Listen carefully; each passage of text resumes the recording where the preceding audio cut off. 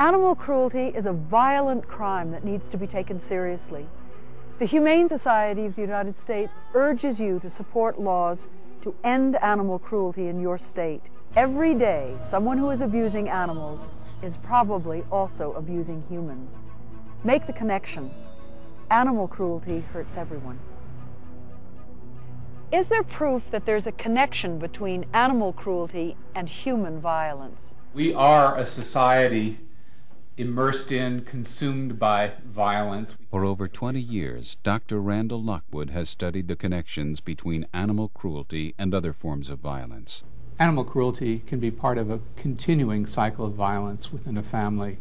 Children whose animals are abused as a way of intimidating them may become animal abusers themselves and may grow up to be child abusers or other violent criminals. Studies show that violent criminals frequently have childhood histories of serious and repeated animal cruelty. The FBI has used this correlation for years in profiling serial killers. If you let them continue to start killing animals, eventually they're going to have this tolerance built up inside of them where a death means nothing. Although our first realization of the connections between serious crime and violence towards animals came from studies of serial killers and mass murderers, I think we were beginning to realize that the far more prevalent perpetrators of violence, domestic violence perpetrators, or even just random acts of violence in the street, often also have the same kind of early association. One study of 38 women seeking protection from domestic violence found 71% reported their partner had threatened, hurt, or killed their pet. When he ran over my puppies, that was it. That's when I decided, and I had said, I've had enough. I can't go on. I'm tired. Please, do what you have to do, because probably dying is a lot better than what I'm going through. In another study of 53 families, researchers found in child abuse cases, 88% of the pets were also abused. Pets are part of the family in the majority of American families. Hold on real good. Take her for a walk. And often they play a role just like other family members.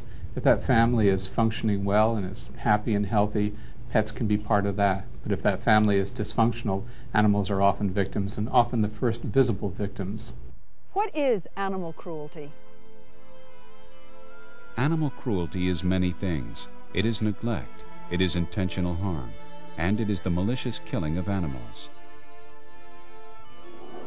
Last week you heard what happened to these dogs, a mother dog and her two pups, tortured, wires tightly wrapped around their mouths.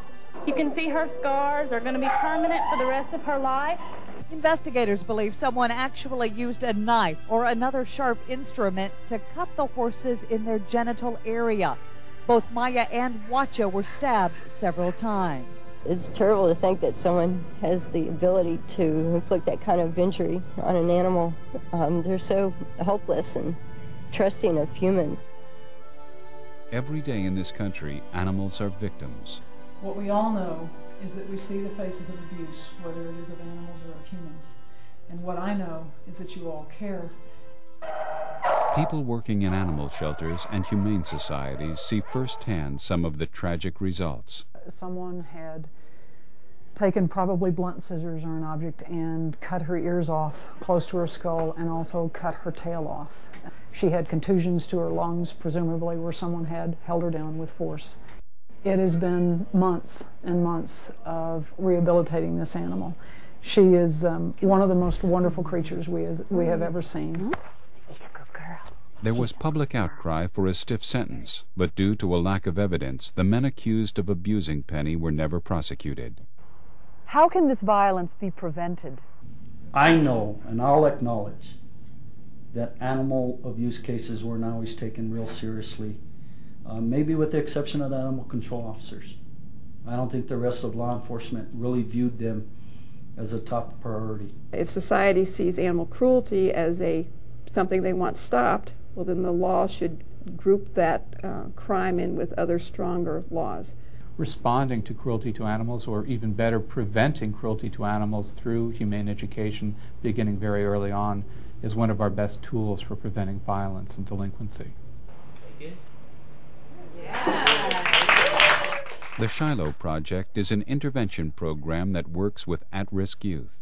Their mission is to break the cycle of violence. By having the students care for homeless dogs, project coordinators hope to instill in the teams a sense of compassion, respect, and responsibility towards animals and others. I do see a change in their being okay with emotions. I mean, they're more affectionate with the dogs, and they seemed a lot better about talking about that stuff, and that it was okay to feel compassion and emotion for this animal. If I could create a friend, someone who would be there to the end, through sickness and health, till death does us part. I love my friend with all my heart. A lifelong companion whose devotion is as big as the Grand Canyon. A friend who can see through the thickest fog. If I could create a friend, I'd create a dog. These are some hard guys. These are some guys that have committed some real serious crimes and have been involved in some groups and gangs that don't exactly encourage a whole lot of emotional expression. And for them to be exposed to that in this setting has just been extraordinary. It's been great. How we treat animals is reflected in how we treat one another. People begin to recognize the connection between animal cruelty and human violence at workshops like this one that bring together family crisis workers, health officials, community leaders, law enforcement, and many others to help end the cycle of abuse. My awareness is much different leaving the conference today than it was prior.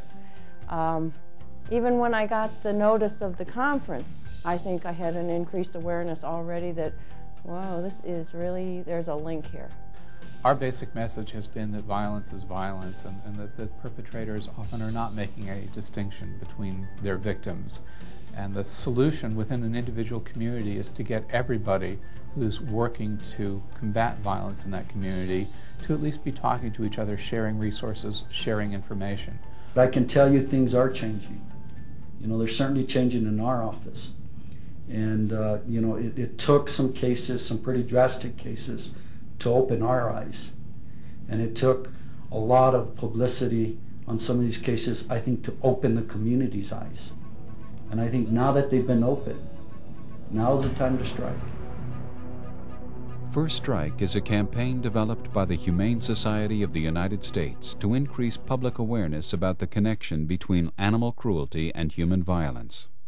This multi-year commitment by the HSUS is designed to assist victims immediately by helping communities and anti-violence agencies develop a quick response plan to incidents of animal cruelty and human violence, create a nationwide monitoring system of animal cruelty, and promote a standardization of reporting and tracking, to assist legislators and activists who wish to enact and strengthen anti-cruelty laws, work with law enforcement agencies, healthcare workers, humane societies, and others on the front line about the connection, and continue to promote humane education with our children. To learn more about the First Strike campaign, call toll-free at 1-888-213-0956 or contact the Humane Society of the United States.